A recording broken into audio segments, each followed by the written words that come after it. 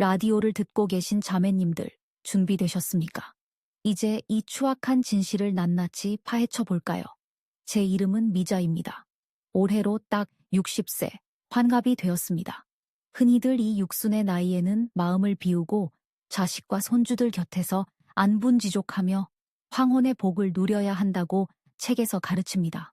사람들은 이 나이의 여자는 가을 호수처럼 마음이 고요해야 하고 보름달처럼 마음이 밝아야 하며 자식들에게 든든한 정신적 지주가 되어야 한다고 말합니다.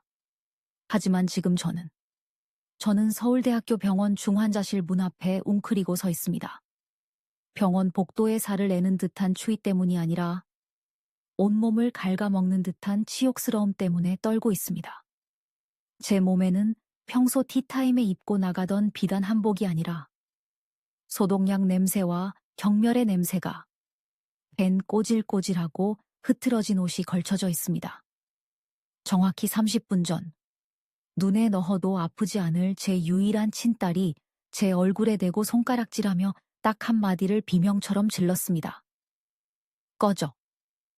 딸은 마치 병든 개를 쫓아내듯 자신의 깨끗한 인생에서 반드시 도려내야 할 가장 끔찍한 쓰레기를 취급하듯 저를 내쫓았습니다. 그리고 고통스럽게도 딸의 말이 맞습니다. 저는 엄마 자격이 없습니다. 할머니 자격도 없습니다. 저는 고상한 귀부인의 가죽을 뒤집어 쓴 암컷 악마일 뿐입니다. 이 이야기를 듣고 계신 여러분, 가슴에 손을 얹고 솔직해져 보십시오. 혹시 죄책감이 스치는 어느 짧은 순간, 딸아이의 젊고 건장한 남편을 보며 자신의 지나간 청춘을 아쉬워한 적은 없으십니까? 옆에 있는 늙고 병약하고 냄새나는 남편과 사위의 생기 넘치고 남성미 가득한 몸을 남몰래 비교해 본 적은 없으십니까? 저는 그 씻을 수 없는 죄를 저질렀습니다. 저는 도덕의 아슬아슬한 경계선 앞에서 저 자신을 지키지 못했습니다.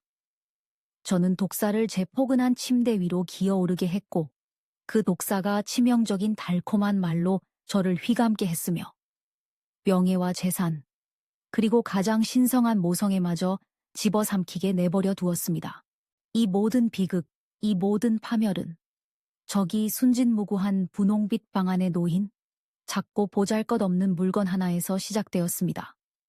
바로 아기 울음 감지기입니다. 그것은 본래 작은 천사들을 지키고 엄마가 아기 울음소리를 들을 수 있도록 만들어진 물건입니다. 하지만 얄궂게도 우리 집에서는 그것이 가장 잔혹한 목격자가 되어 늙은 여자와 젊은 남자가 근친상간의 욕망에 취해 내뱉는 병적인 신음과 더러운 고해성사를 기록하고 말았습니다. 여러분은 강남의 황금 과부라고 불리던 제가, 수백억 원을 가진 제가 왜 그런 진창에 빠졌는지 알고 싶으십니까? 저를 음탕하거나 부도덕하다고 섣불리 판단하지 마십시오. 제 이야기를 끝까지 들어주십시오. 악마는 저절로 태어나는 것이 아니라 긴긴 밤의 차가운 외로움과 죽음이 닥치기 전에 다시 한번 살아있음을 느끼고 싶다는 갈망을 먹고 자라나기 때문입니다. 시간을 거슬러 올라가 늦게 핀 꽃 한 송이와 질투에 시들어가는 어린 나무가 있던 화려하지만 차가웠던 제 저택으로 여러분을 안내하겠습니다. 사람들은 저를 강남 부자 동네의 황금 과부라고 불렀습니다. 듣기에는 그럴싸하지만 그 화려한 호칭 뒤에는 비단 이불 속에서 뼈가 시리도록 차갑게 살아온 10년의 세월이 숨겨져 있습니다. 남편은 10년 전 간암으로 세상을 떠나면서 막대한 유산과 3대가 먹고 살 만큼의 거액의 보험금을 남겼습니다. 60세. 또래 여자들이 가스 냄새와 손주들 냄새를 풍기기 시작할 때 저는 늦게 핀 모랑고처럼 화려했습니다. 저는 강박적으로 저 자신을 사랑했습니다. 매일 아침 허리가 처지지 않도록 개인 트레이너와 함께 요가와 필라테스를 2시간씩 했습니다. 매일 오후에는 가장 비싼 스파 트리트먼트를 받고 회사원 한 달 월급에 달하는 크림을 얼굴에 발랐습니다. 덕분에 제 피부는 여전히 탱탱하고 윤기가 흘렀으며 가슴은 중력을 거스르듯 풍만했습니다. 거리의 남자들은 늙은이에 대한 존경심이 아니라 농익은 귀부인에 대한 갈망으로 저를 뒤돌아보곤 했습니다. 저는 그것이 자랑스러웠습니다. 저는 화려하게 회춘하는 꽃이었습니다. 하지만 얄궂게도 저의 싱그러움과 정반대에 있는 것이 바로 제 유일한 친딸 지수였습니다. 지수는 쌍둥이를 임신한 지 7개월째였습니다. 의사는 조산 위험이 매우 높다며 절대 안정을 취하라고 했습니다. 원래 햇살이 가득했던 지수의 방은 이제 항상 커튼이 쳐져 있었고 태교약 냄새, 파스 냄새, 그리고 임신부가 토한 우유의 시큼하고 비릿한 냄새로 가득 찼습니다. 솔직히 친정엄마지만 딸의 방에 들어갈 때면 저도 모르게 한숨을 삼켜야 했습니다. 제 딸 지수는 이제 진액이 다 빨린 말라비틀어진 매미 허물 같았습니다. 몸은 터질 듯한 물풍선처럼 퉁퉁 부어올랐습니다. 그 청초했던 얼굴은 호르몬 때문에 여드름 투성이가 되었고 양볼에는 기미가 까맣게 내려앉았습니다. 거대한 배는 붉은 튼살 자국이 흉측한 흉터처럼 얼기설기 덮여 있었습니다. 성격은 또 얼마나 끔찍했는지 모릅니다. 임신 호르몬에다 한 곳에 누워 있어야 하는 답답함이 더해져 지수는 말 그대로 마녀가 되었습니다. 신경질적이고 짜증을 부리며 그 모든 분노를 불쌍한 남편인 인회에게 쏟아부었습니다. 인호, 제 사위입니다. 딸보다 2살 어리고 저보다는 정확히 30살이 어립니다. 가난한 집안 출신으로 쥐가 쌀독에 빠지듯 우리 집에 들어오기 전에는 동네 헬스장에서 트레이너로 일했습니다. 지수가 결혼하겠다고 했을 때 저는 집안 차이 때문에 결사반대했습니다. 하지만 지금 딸을 극진히 모시는 모습을 보며 묘한 감정이 싹 텄습니다. 인호는 순수한 남성미의 화신이었습니다. 얇은 티셔츠 아래로 울퉁불퉁한 근육이 드러나는 크고 건장한 몸을 가졌습니다. 구릿빛 피부는 건강미가 넘쳤고 그에게서는 항상 뜨거운 열기와 함께 남자의 땀 냄새가 났습니다. 제 과부의 침대에서 너무나 오랫동안 사라졌던 그 냄새 말입니다. 매일 저는 제 집에서 모순적인 광경을 목격했습니다. 빨리 안 하고 뭐 해? 목말라 죽겠단 말이야. 2층에서 지수가 고래고래 소리를 질렀습니다. 인호는 부엌에서 쭈그리고 앉아 오렌지 즙을 짜다가 급히 앞침에 손을 닦으며 이마에 맺힌 땀을 훔치고는 허둥지둥 계단을 뛰어 올라갔습니다. 지금 가요 여보. 방금 짰어. 우리 아기들 건강하게 마셔야지.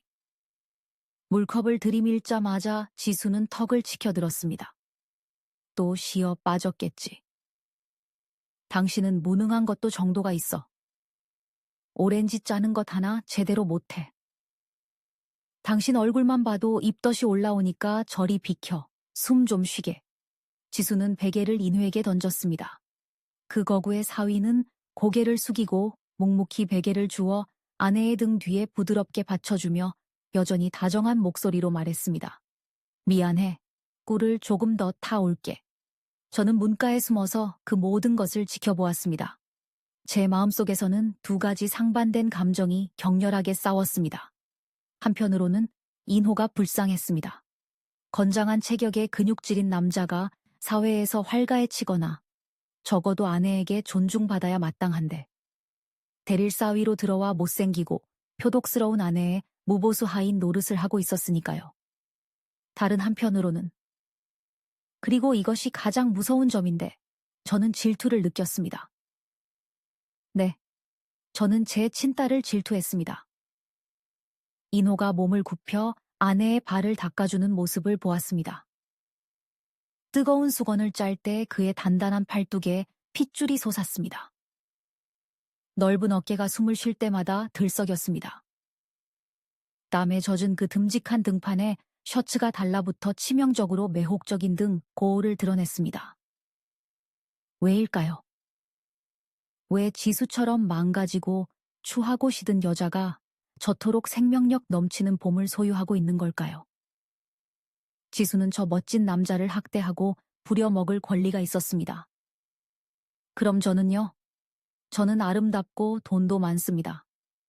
제 몸에서는 샤넬 향수 냄새가 나고 제 피부는 1mm까지 세심하게 관리받아 부드럽습니다.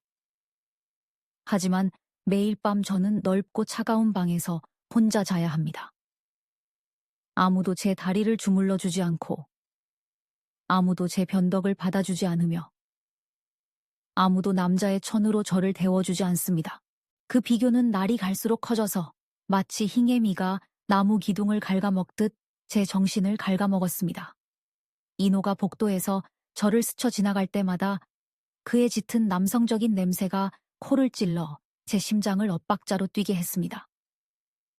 저는 사소한 것들까지 눈여겨보기 시작했습니다.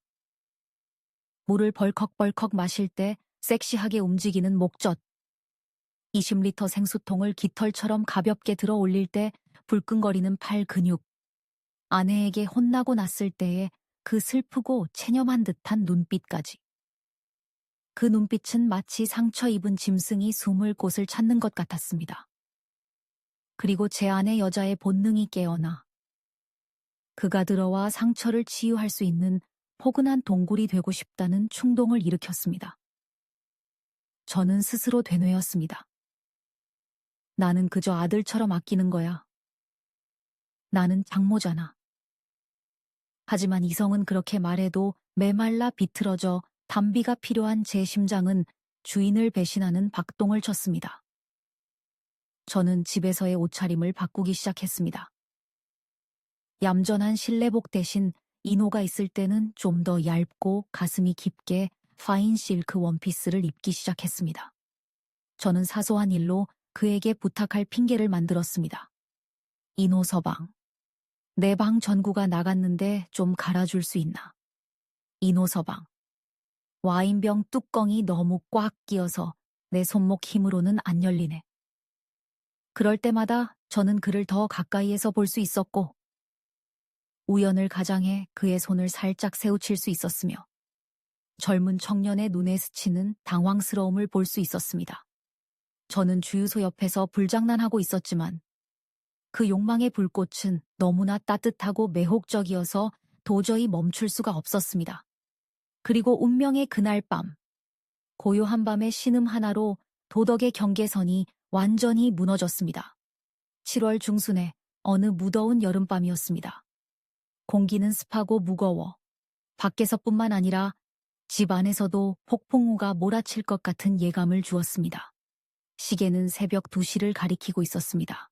저는 뒤척이며 잠을 이루지 못했습니다. 노년에는 불면증이 흔하다지만 오늘 밤의 불면은 나이 때문이 아니라 알 수 없는 조바심 때문이었습니다. 목이 탔습니다. 저는 침대에서 일어나 얇디 얇은 와인색 실크 가운을 걸치고 시원한 물을 마시러 부엌으로 향했습니다.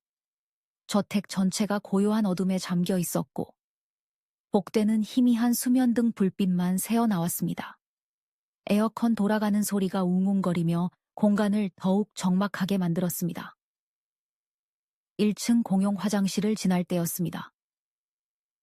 안방 화장실은 지수가 차지했기에 손님용이지만 이노가 주로 쓰는 곳이었습니다. 제 발걸음이 멈췄습니다. 화장실 문이 꽉 닫혀 있지 않았습니다. 작은 틈새로 누런 불빛이 어두운 복도로 새어나오고 있었습니다. 그리고 소리가 들렸습니다. 물 흐르는 소리도 병이 내리는 소리도 아니었습니다. 기이하고 억눌리고 끊어지는 소리였습니다. 헉, 헉, 으윽. 거칠게 몰아쉬는 숨소리. 목구멍으로 삼키는 신음이 섞여 마치 상처 입은 짐승이거나 혹은 고통스러운 쾌락과 싸우는 소리 같았습니다. 마땅히 정숙한 장모라면 고개를 돌리고 귀를 막고 방으로 도망쳐야 했습니다. 사위의 사적인 공간이라는 걸 알아야 했습니다. 하지만 무엇에 홀린 듯 제 발은 차가운 대리석 바닥에 못 박힌 듯 움직이지 않았습니다.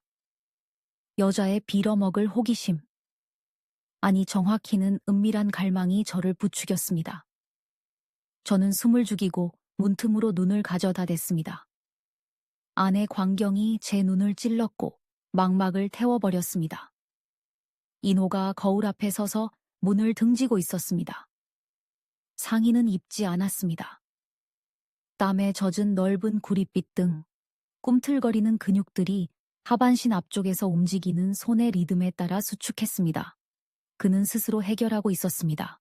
팔뚝에 핏줄이 불끈 솟아오르는 것이 보였습니다. 젖은 머리카락을 뒤로 젖히고 고개를 젖힌 채 얼굴을 일그러뜨리며 극한을 견디고 있었습니다. 끄지 않은 샤워기에서 나오는 뜨거운 수증기가 거울을 뿌옇게 만들었지만 성적으로 너무 오래 굶주린 건장한 수컷의 야생성은 가려지지 않았습니다. 갑자기 절정에 달한 인호가 차가운 거울에 이마를 대며 절망적인 신음을 내뱉었습니다. 맙소사, 더는 못 참겠어, 어머니.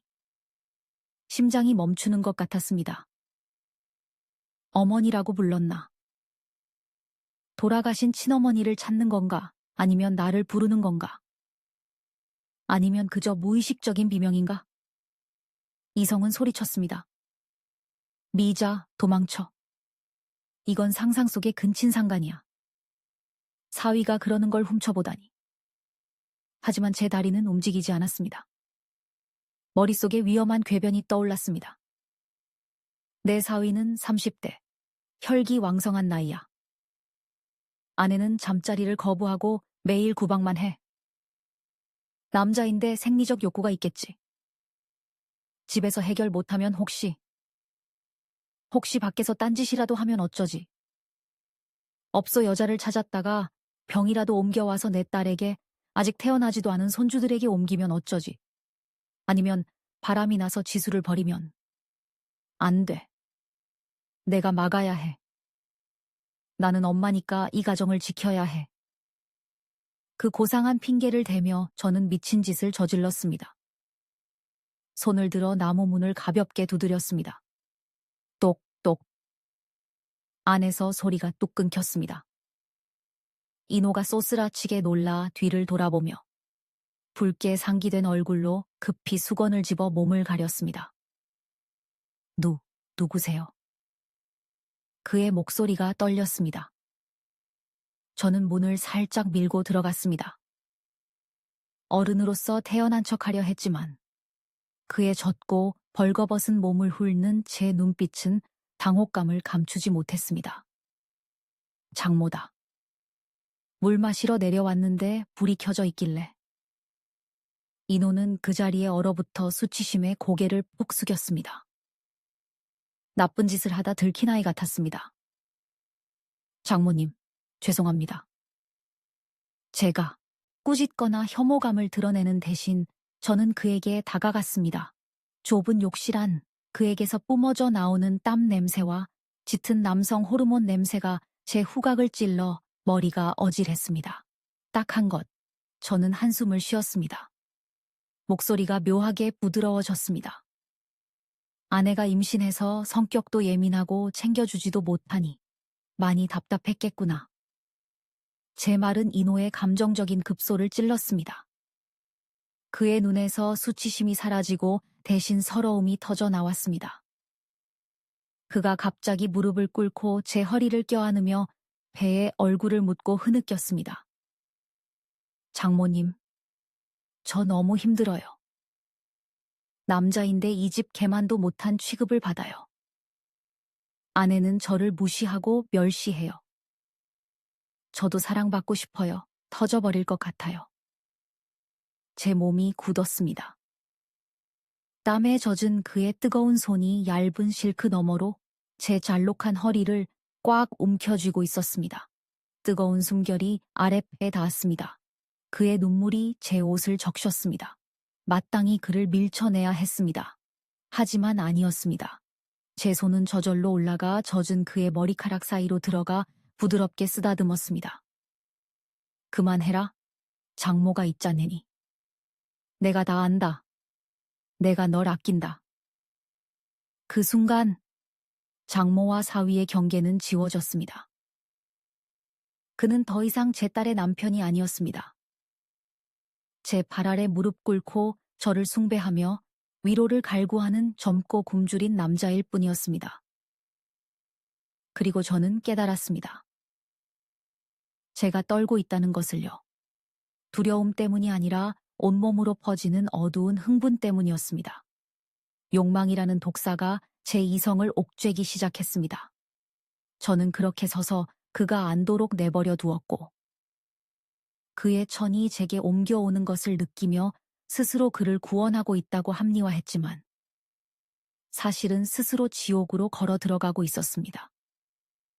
그 포옹. 처음에는 모성애와 포용의 포옹이라고 스스로를 속였습니다.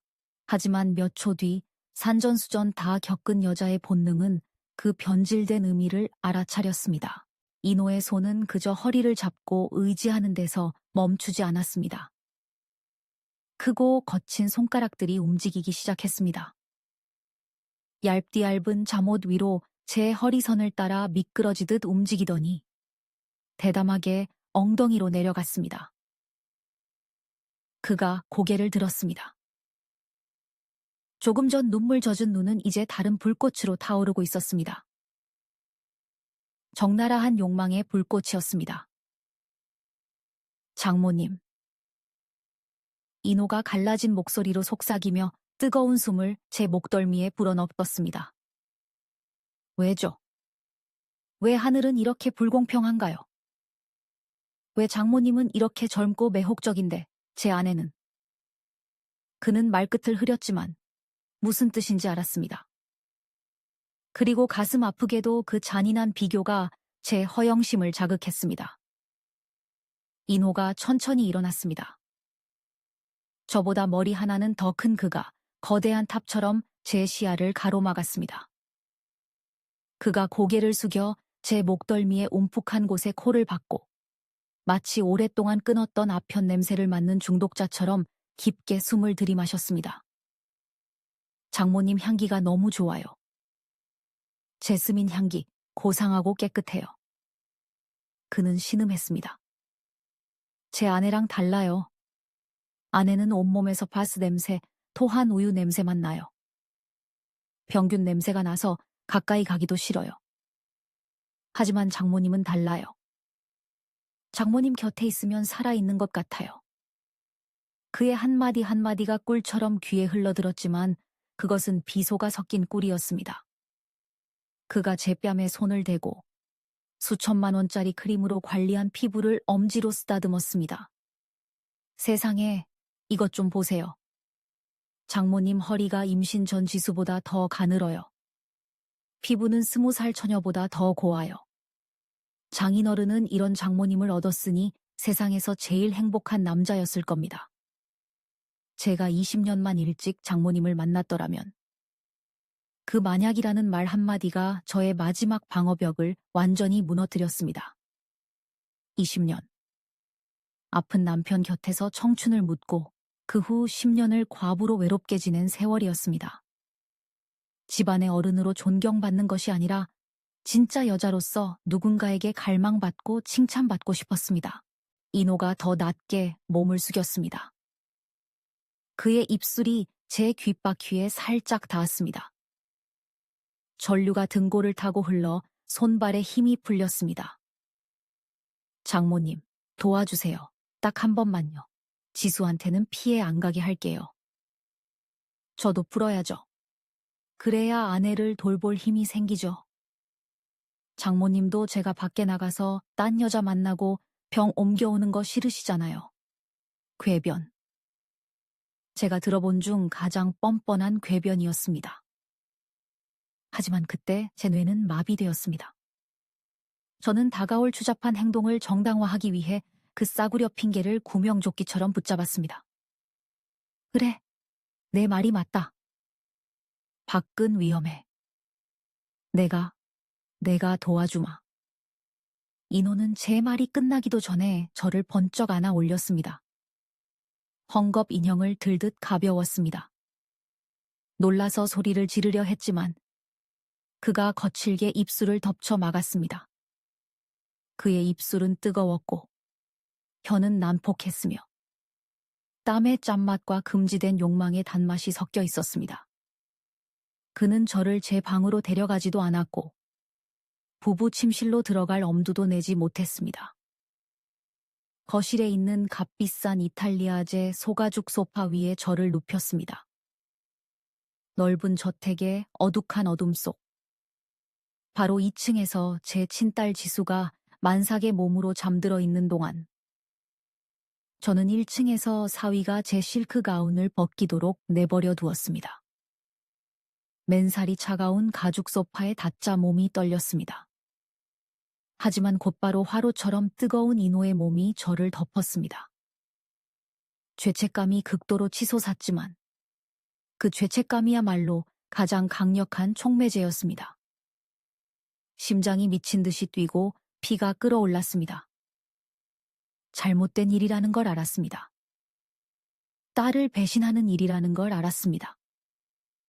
하지만 인호의 손이 가장 은밀한 곳에 닿고 그가 제 몸을 찬양하는 말을 내뱉을 때 저는 모든 것을 잊었습니다.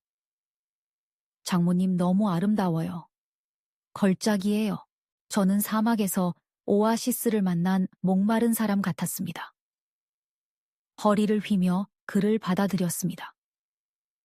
그의 떡 벌어진 등 근육에 손톱을 박아 붉은 생채기를 냈습니다. 손가락 사이로 빠져나가는 젊음을 붙잡고 싶었습니다. 저 병들고 못생긴 딸보다 제가 더 가치 있고 매력적이라는 것을 확인하고 싶었습니다. 그 비열한 쾌락의 순간, 저는 장모가 아니었고 그는 사위가 아니었습니다. 우리는 어둠 속에서 서로를 찾은 굶주린 두 마리 짐승이었습니다. 제 신음은 인호의 거친 숨소리에 묻혔습니다. 그리고 무의식 어딘가에서 천장에서 들려오는 지수의 상상 속 발자국 소리도 들렸습니다. 들킬지도 모른다는 공포와 육체적 쾌락이 섞여 강력한 마약이 되었고 저는 혼미함 속에 빠져 탈출구를 찾고 싶지 않았습니다. 그날 밤 저는 악마에게 영혼을 팔았습니다.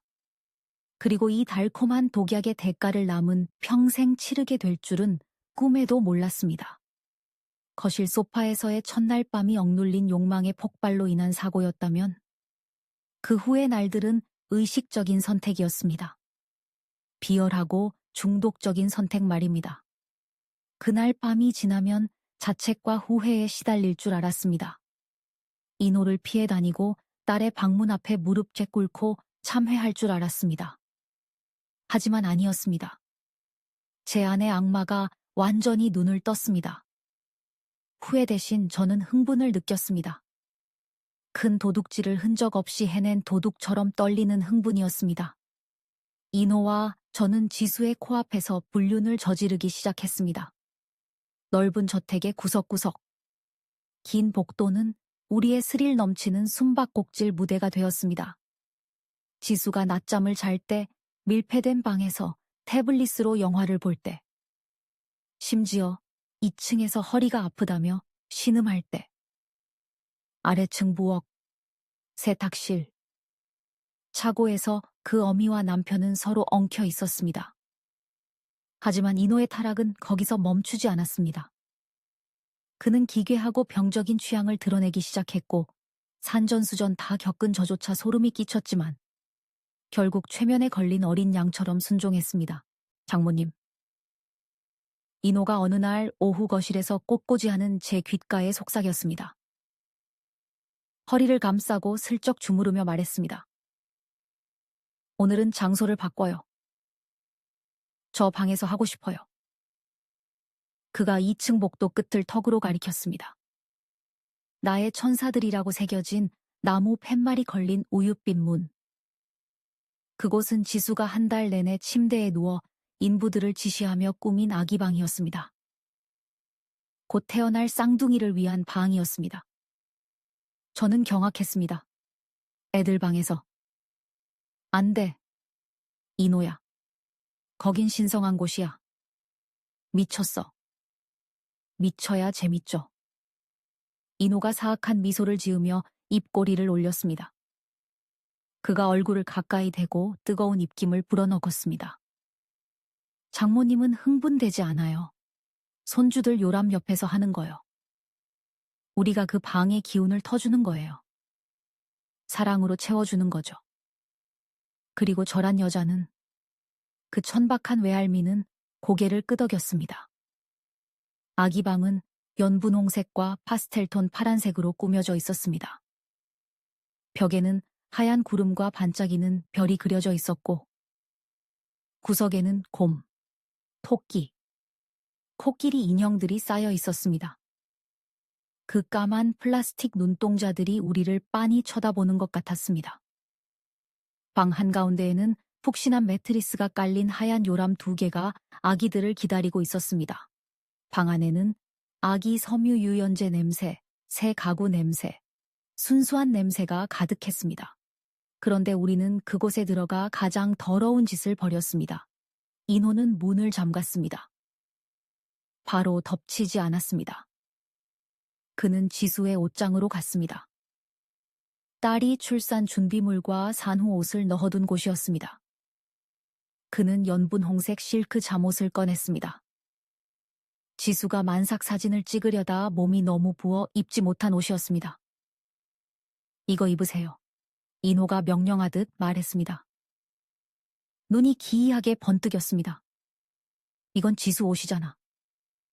제가 약하게 반항했습니다. 그게 뭐, 어때요?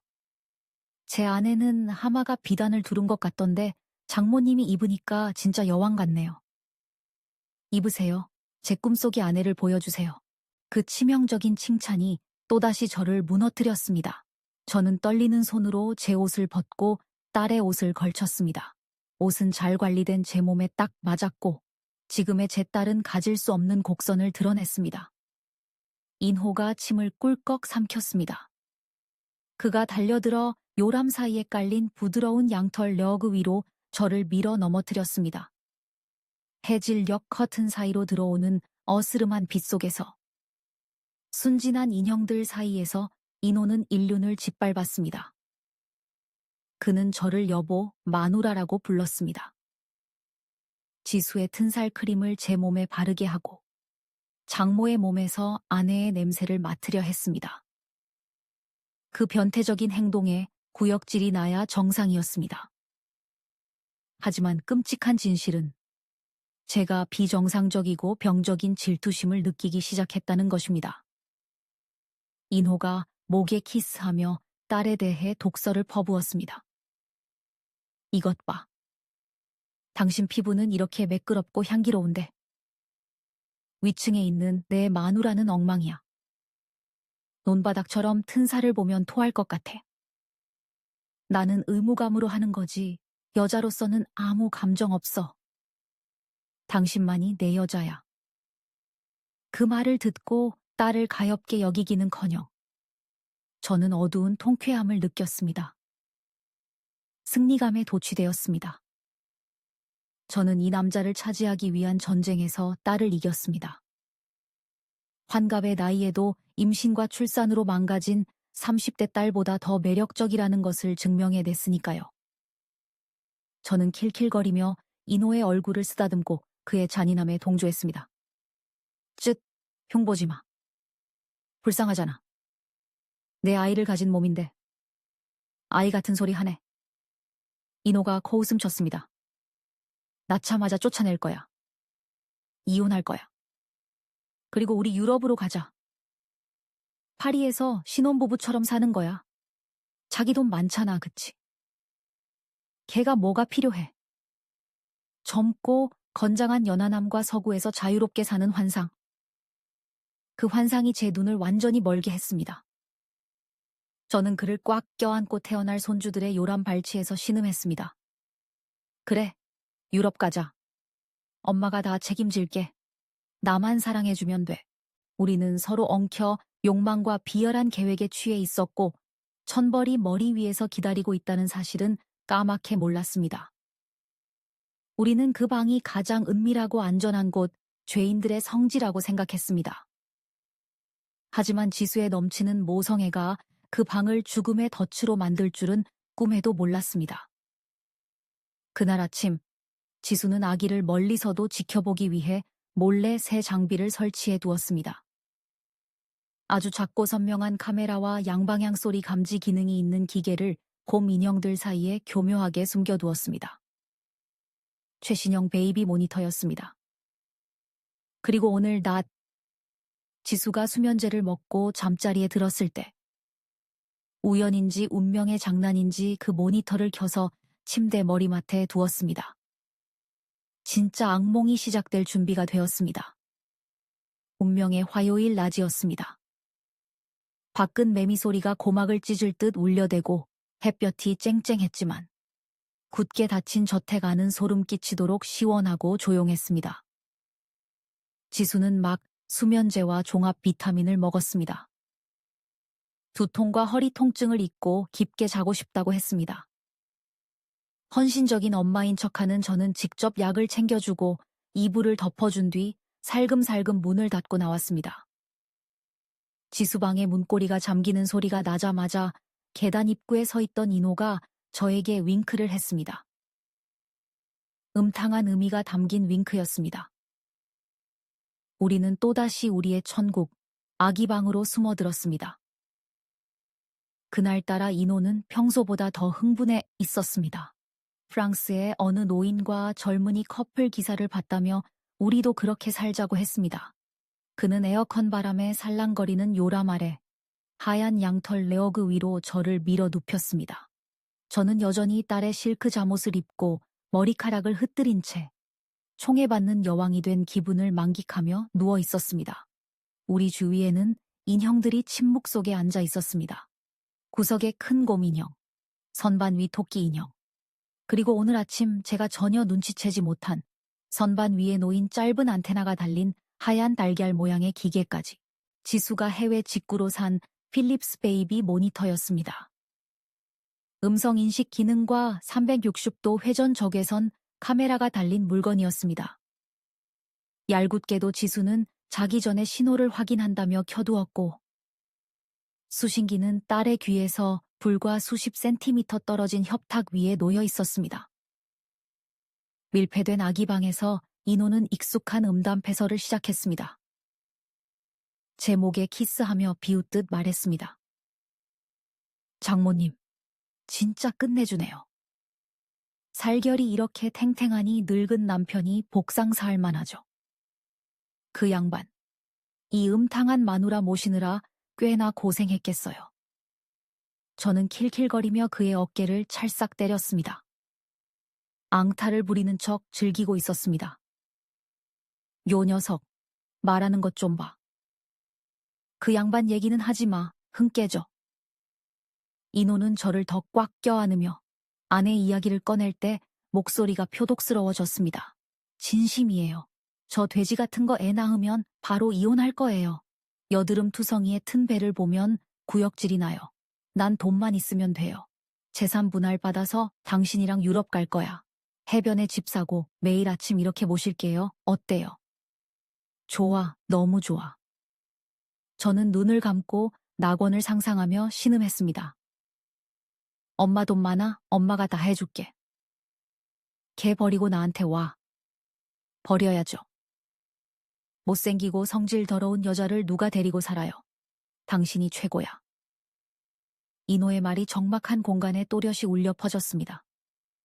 그리고 저는 그 몽롱함 속에서 훗날 혀를 깨물고 싶을 만큼 후회할 말을 내뱉고 말았습니다. 그래, 지 아빠 닮아서 재미없는 애야. 몇 달만 참아. 바로 그때였습니다. 끔찍한 소리가 울렸습니다. 아기방 안이 아니라 선반 위 작은 스피커에서, 그리고 동시에 우리 머리 위 천장 너머에서 쏟아져 내렸습니다. 꺄악. 찢어지는 듯한 고막을 파고드는 비명이었습니다. 짐승이 도살당할 때 내지르는 듯한 극한의 고통과 공포, 그리고 무너져 내리는 절망이 담긴 비명이었습니다. 저와 인호는 불에 댄 듯 서로를 떼어내며 펄쩍 뛰었습니다. 뭐야. 인호가 사색이 되어 더듬거렸습니다. 저는 선반을 올려다보았습니다. 그제야 베이비 모니터의 전자눈이 붉게 깜빡이는 게 보였습니다.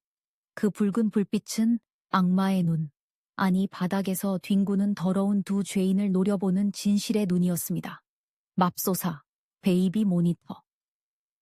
저는 심장이 부서지는 듯한 고통을 느끼며 쉰 목소리로 중얼거렸습니다. 지수가 다 듣고 있었어. 위층의 비명이 뚝 끊기더니 쿵 하는 둔탁한 소리가 났습니다. 무거운 물체가 바닥에 떨어지는 소리였습니다. 지수야. 저는 미친 듯이 소리 지르며 단추도 잠그지 못한 채 가운을 걸치고 방을 뛰쳐나갔습니다. 인호도 얼굴이 하얗게 질려 바지를 꿰어 입으며 허둥지둥 따라왔습니다. 우리는 계단을 날아올랐습니다. 2층 복도는 무서울 정도로 고요했습니다. 지수의 방문이 활짝 열려 있었습니다. 아까 기어 나오려 했던 모양입니다. 방으로 뛰어들었습니다. 눈앞의 광경에 저는 얼어붙었고 문턱에서 무릎이 꺾여 주저앉았습니다. 지수가 침대 옆 바닥에 엎드려 있었습니다. 베이비 모니터와 연결된 태블릿 쓴 산산조각이 나 있었습니다. 하지만 가장 끔찍한 건 깨진 유리가 아니라 피였습니다. 새빨간 선혈. 지수의 하반신에서 쏟아져 나온 피가 하얀 잠옷을 적시고 밝은 오크색 바닥으로 기괴한 꽃처럼 퍼져나가고 있었습니다. 아가, 지수야. 저는 딸에게 달려가 몸을 뒤집었습니다. 지수의 얼굴은 종이장처럼 하얗고 식은땀으로 범벅이 되어 있었습니다. 눈은 뒤집혀 천장을 멍하니 응시하고 입을 벌린 채 말은 못하고 목에서 그르렁거리는 고통스러운 소리만 냈습니다. 딸이 저를 보았습니다. 고통스러워하던 눈빛이 극도의 공포로 바뀌었습니다. 딸은 몸을 움츠리며 마지막 힘을 짜내 제 손을 밀어냈습니다. 마치 제 손이 염산이나 독인 것처럼. 꺼져, 꺼져. 지수가 콧물과 눈물 범벅이 되어 헐떡였습니다. 엄마랑 저 새끼, 더러워. 엄마가 미안해, 미안해. 구급차 불러. 이노야, 빨리 구급차 불러.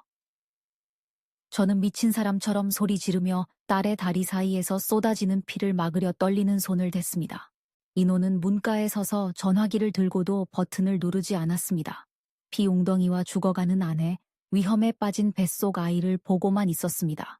그의 눈에는 연민이 없었습니다. 오직 차가운 계산과 자신에 대한 걱정뿐이었습니다. 빨리 안 불러. 멍하니 뭐해. 제가 악을 썼습니다. 장모님이 하세요. 저는 상관없어요. 이노가 뒷걸음질 치며 더듬거렸습니다. 마침내 구급차가 도착했습니다. 요란한 사이렌 소리가 강남의 가짜 평화를 찢어 발겼습니다. 구급대원들이 지수를 들것에 실었습니다. 저는 허둥지둥 따라가 채 타려 했습니다. 하지만 구급대원이 막아섰습니다. 보호자분은 따로 오세요. 차 안이 좁습니다. 저는 텅 빈 마당에 서서 딸과 아직 태어나지도 않은 두 손주를 싣고 질주하는 구급차를 바라보았습니다. 제 손에는 딸의 피가 흥건했습니다. 불과 몇 분 전 사위의 살을 만지던 그 손의 말입니다. 저는 이노를 찾았습니다. 차 가져와 병원으로 가자. 하지만 차고는 비어 있었습니다. 지난달 생일 선물로 사준 포르쉐 스포츠카가 사라졌습니다. 집 안으로 뛰어들어가 이름을 불렀지만 대답이 없었습니다. 제 방으로 뛰어 올라갔습니다. 금고문이 활짝 열려 있었습니다. 안은 텅 비어 있었습니다. 통장, 다이아몬드 패물 세트, 지수 출산 비용으로 어제 찾아둔 현금 5천만 원까지. 모든 게 증발했습니다. 제가 매일 몇 시간씩 화장하던 화장대 위에 이노는 검은색 USB 하나와 피갈겨 쓴 쪽지 한 장을 남겨두었습니다. 할망구, 뜨거운 밤 고마웠어. 이 돈은 지난 몇 달간 내 봉사료라고 생각할게. USB에 당신 신음소리 다 녹음돼 있어. 경찰에 신고하지 마. 그랬다간 강남 바닥에 당신 꾀꼬리 같은 목소리 쫙 뿌릴 테니까. 안녕. 저는 바닥에 주저앉았습니다. 눈앞에서 세상이 무너져 내렸습니다. 돈을 잃어서가 아닙니다. 돈은 아직 많습니다. 명예와 재산을 잃은 것을 넘어 제 어리석은 욕정으로 딸과 손주를 제 손으로 죽였다는 사실을 깨달았기 때문입니다. 거울을 보았습니다. 그 안의 여자는 도도한 황금 과부가 아니었습니다. 화장이 번진 늙은 마녀, 딸의 잠옷을 훔쳐 입고 손에 피를 묻힌 추한 노파였습니다. 전화기가 울렸습니다. 병원이었습니다. 여보세요? 지수 보호자입니다.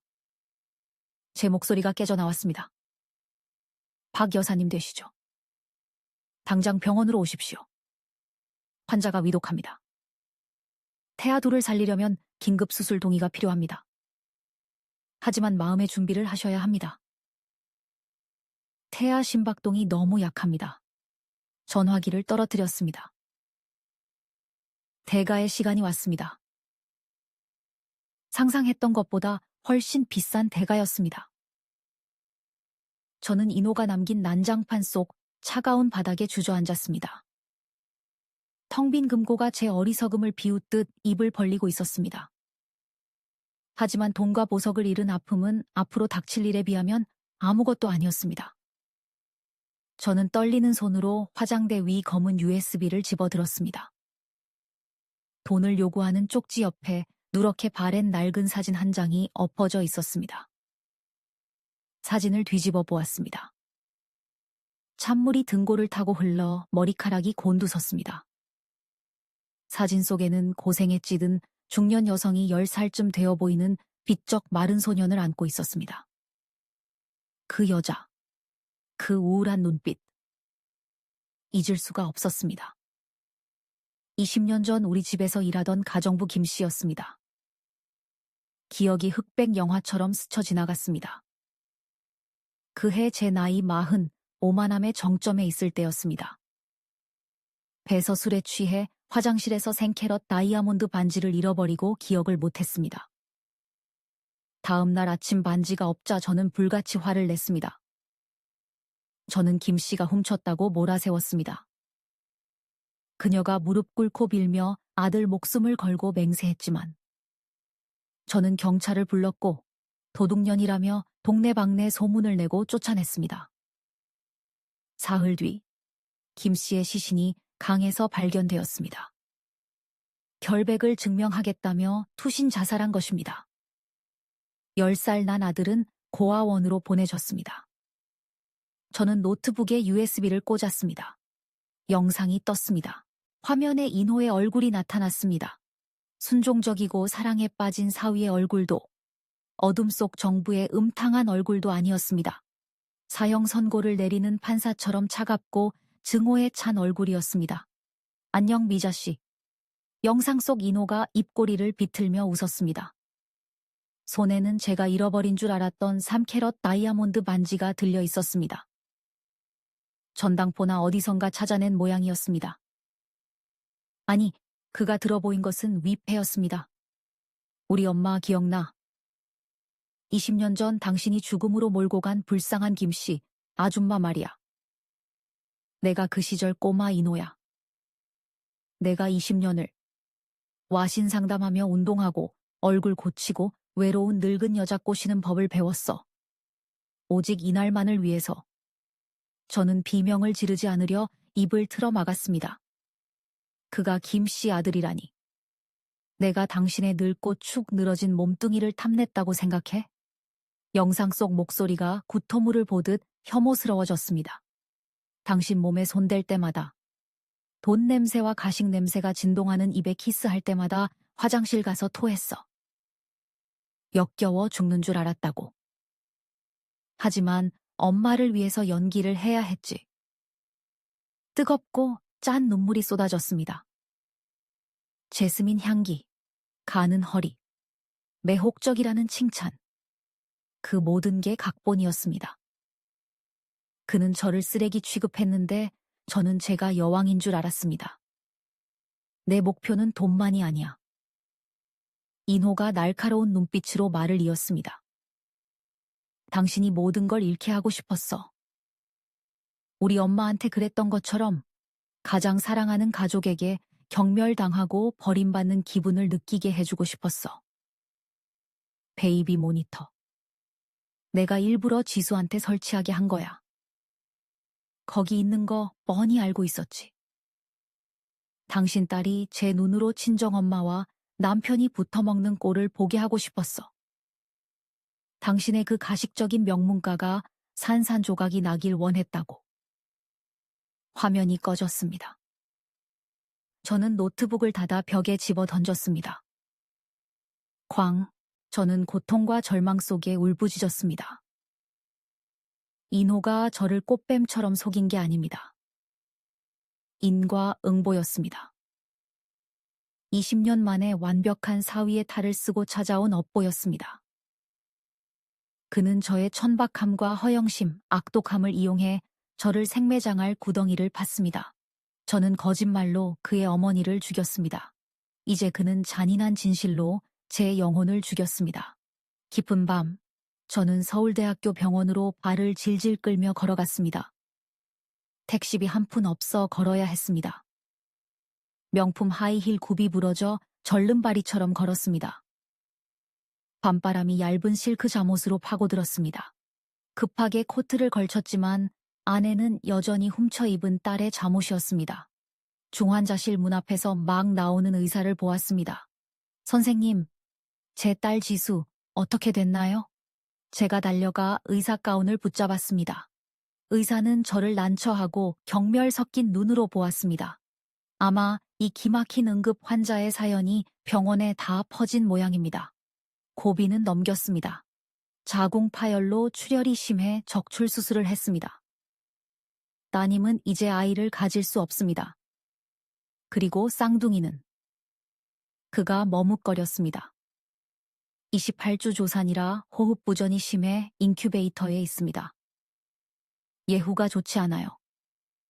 생명 유지에 큰 비용이 들 겁니다. 자궁 적출, 손주들의 위기, 돈, 주머니를 더듬었습니다. 비었습니다. 신용카드는 인호가 가져갔거나 정지되었을 겁니다. 현금 한 푼 없습니다. 황금 과부의 막대한 재산은 가짜 사위와 함께 증발했습니다. 병실 문을 열고 들어갔습니다. 지수가 온몸에 튜브를 꽂고 누워 있었습니다. 얼굴은 핏기 하나 없이 창백했습니다. 눈을 뜨고 천장을 멍하니 보고 있었습니다. 지수야, 엄마야. 저는 부서지는 목소리로 속삭이며 다가갔습니다. 제 목소리에 딸의 몸이 움찔했습니다. 천천히 고개를 돌렸습니다.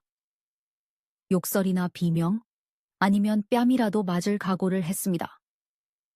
그래도 쌉니다. 하지만 아니었습니다. 저를 보는 지수의 눈빛은 텅 비어 있었습니다. 소름 끼칠 정도의 공허함, 증오도 분노도 아닌 마치 하얀 침대 시트 위를 기어가는 더러운 바퀴벌레를 보는 듯한 극한의 혐오였습니다. 딸이 산소 호흡기를 떼고 힘겹게 입을 열었습니다. 당신 누구세요? 저는 얼어붙었습니다. 엄마잖아. 미자 엄마야. 지수가 힘없이 고개를 저으며 눈물을 흘렸습니다. 우리 엄마는 죽었어요. 우리 엄마는 고상하고 도덕적인 분이었어요. 딸 남편을 뺏고 손주를 죽인 늙은 창녀가 아니에요. 한마디 한마디가 무딘 칼처럼 심장을 난도질했습니다. 꺼져. 딸이 문을 가리켰습니다. 손은 떨렸지만 단호했습니다. 다시는 내 눈에 띄지 마요. 양심이 쥐꼬리만큼이라도 있다면 제발 내 앞에서 사라져요. 간호사가 뛰어들어와 환자가 흥분하면 안 된다며 저를 내보냈습니다. 병실 밖으로 밀려났고 문이 쾅 닫혔습니다. 제 인생의 문도 영원히 닫히는 순간이었습니다. 저는 병원 정문을 나와 화려한 불빛이 넘실 때는 서울 거리를 정처 없이 걸었습니다. 어느 고급 옷가게 쇼윈도 앞에 멈췄습니다. 유리에 비친 것은 머리가 헝클어지고 비싼 화장이 서커스 광대처럼 번진 늙은 여자였습니다. 옷차림은 엉망이고 눈은 속이 죽어버린 사람의 눈이었습니다. 그게 접니다. 미자. 한때 잘나가던 황금 과부. 이제 돌아갈 집도 없고 돈도 없고 가장 고통스러운 건 가족이 없습니다. 딸은 의절했고 손주는 돈이 없어 인큐베이터에서 죽어가고 있습니다. 지나가는 사람들을 보았습니다. 손을 잡고 산책하는 노부부. 유모차를 미는 인자한 미소의 할머니들이 보였습니다. 그들이 사무치게 부러웠습니다. 인호가 나타나기 전으로 돌아가고 싶었습니다.